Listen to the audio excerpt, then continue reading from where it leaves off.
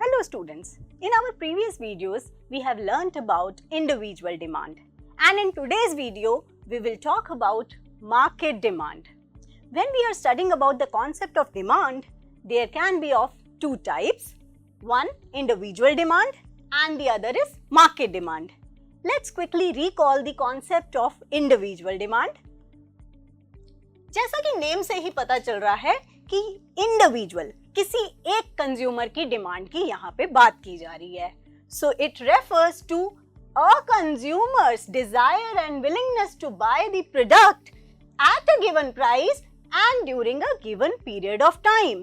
तो एक time period में एट अ पर्टिकुलर प्राइस एक कंज्यूमर कमोडिटी की कितनी क्वांटिटीज खरीदने को तैयार है. That is individual demand. Now let's talk about what is market demand. Market demand ये पूरी मार्केट की डिमांड है, जैसा कि इसके नेम से ही पता चल रहा है.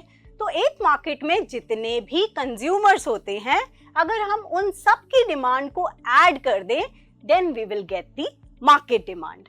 सो what will be the definition of market demand? It refers to the total quantity of a good or service that all the consumers in a market are willing to purchase at various prices and during a specific period of time. तो ये पूरी market की total demand होती है. Okay, now let's understand this concept with the help of market demand schedule. Now, as we know that schedule is a tabular representation, so market demand schedule is the horizontal addition of individual demand schedules. Individual demand schedules के बारे में हमने अपनी previous videos में already discuss किया है. Now, let us assume there are only two consumers in the market, consumer A and consumer B. ये column consumer A की individual demand को depict कर रहा है. इतने prices पे consumer A इतनी quantities खरीदने को तैयार है. और ये कॉलम कंज्यूमर बी की इंडिविजुअल डिमांड के बारे में बात कर रहा है.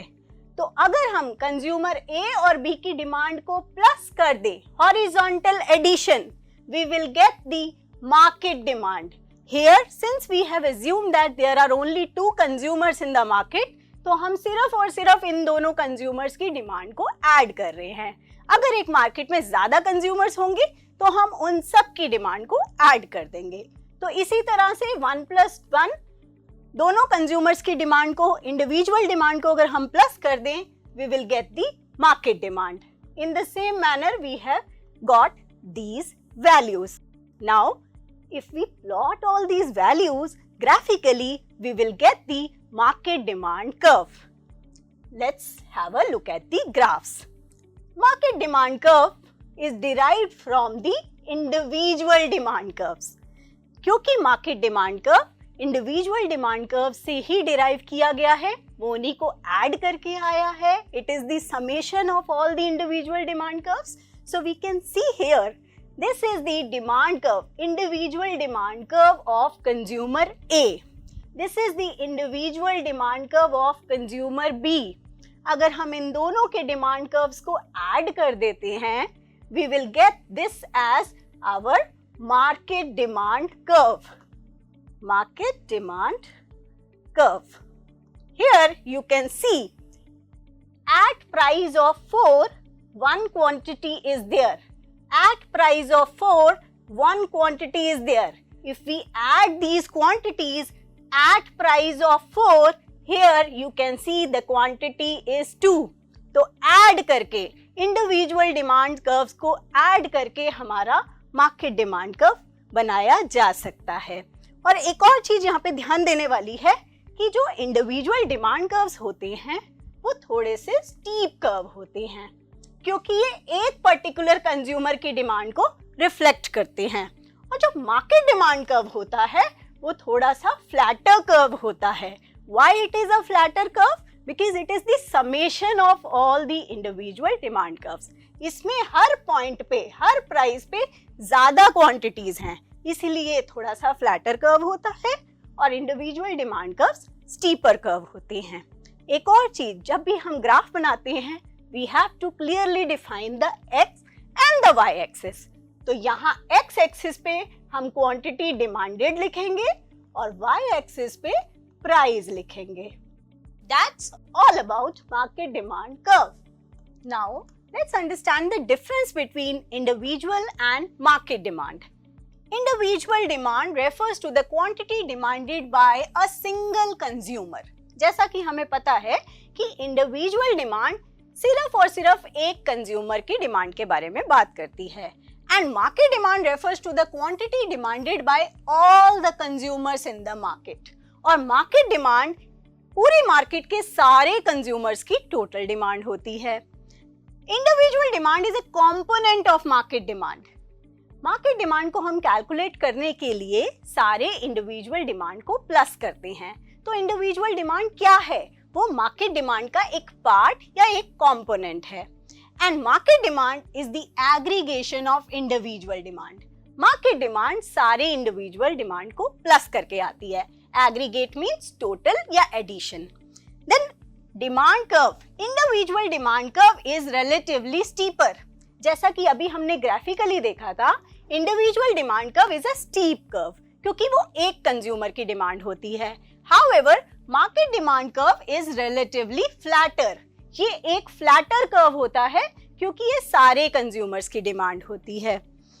Individual demand is influenced by personal factor. क्योंकि ये सिर्फ एक कंज्यूमर की डिमांड है तो उसके पर्सनल फैक्टर से इन्फ्लुएंस होगी। And market demand curve is influenced by the market factors. अब क्योंकि ये पूरी मार्केट की डिमांड है तो ये मार्केट के सभी फैक्टर्स पे डिपेंड होती है। Now let's have a look at the factors affecting market demand.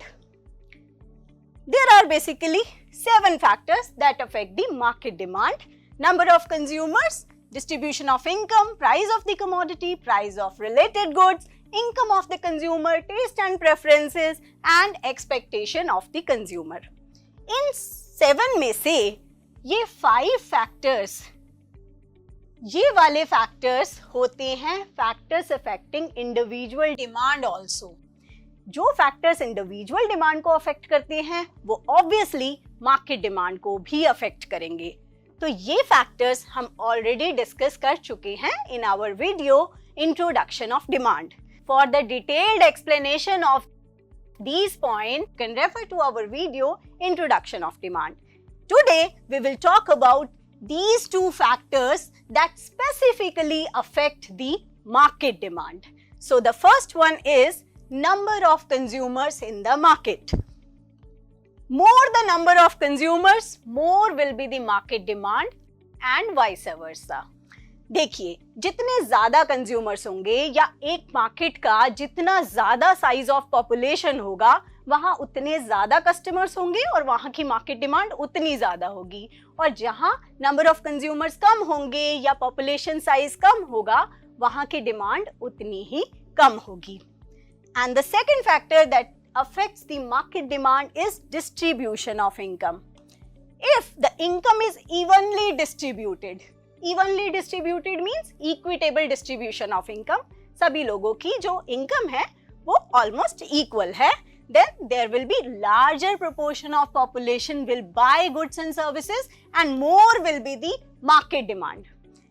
जिस market में सभी consumers की जो income है वो equal है तो वहां के सभी लोग डिमांड करेंगे तो मार्केट डिमांड ज्यादा होगी। और अगर कोई ऐसी मार्केट है जहां पे इनकम इवनली डिस्ट्रीब्यूटेड नहीं है, यानी कि इनकम का डिस्ट्रीब्यूशन इक्वल नहीं है, that means some consumers are rich and some consumers are poor, तो ऐसी मार्केट में रिच लोग तो डिमांड करेंगे बट पुअर लोग डिमांड नहीं करेंगे।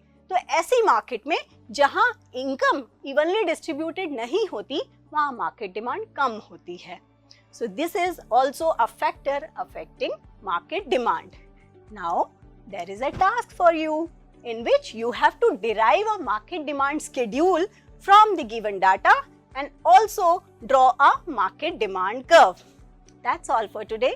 I hope in today's video you have understood the concept of market demand. Demand से रिलेटेड रिमेनिंग टॉपिक्स को हम अपनी आने वाली वीडियोस में जानेंगे। Till then, keep learning and take care.